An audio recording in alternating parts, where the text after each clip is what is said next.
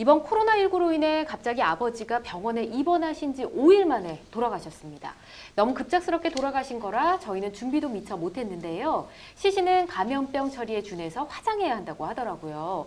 이것에는 동의했으나 문제는 아버지의 유품까지 함께 불태워버린 겁니다. 아버지의 휴대폰 사진이나 이런 것들을 간직하고 싶었던 저희 유족들은 이로 인해 더 허망해졌습니다. 또 연락처 확보도 어려워서 장례식에 조문객을 부르기도 어렵습니다. 이에 대해 유족이 항의할 수는 없는 건가요? 라고 보내주셨는데요. 너무 안타깝습니다. 요즘 이런 비슷한 기사들을 계속 보고 있는데 일단 감염병으로 사망한 유족에게 통지 없이 이렇게 유품을 처리한 것은 법에 저촉되는 건 아닙니까? 네, 감염법 예방법이라는 것이 있는데요. 이 네. 법에 의하면 보건복지부 장관이 이런 감염병으로 사망한 환자, 이렇게 환자가 사망한 경우에 감염병의 차단, 확산 방지를 위해 필요한 범위에서 장사 방법, 시신의 장사 방법을 제한할 수가 있습니다.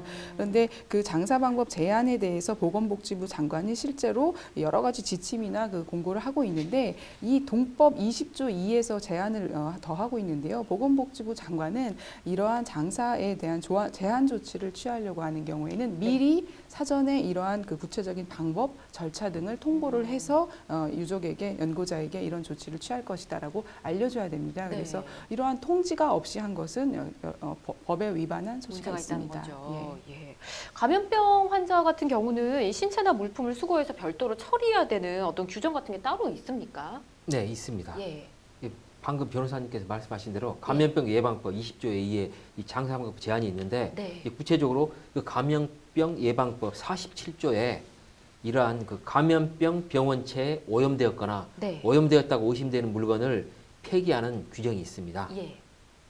그리고 감염병 예방법 49조에도 감염병 예방 조치로서 감염병 전파 매개가 되는 물건의 소지 이동을 제한 금지하거나 그 물건에 대한 폐기 처분을 명하는 규정이 있습니다. 예, 아무래도 이런 기준이 있어야겠죠.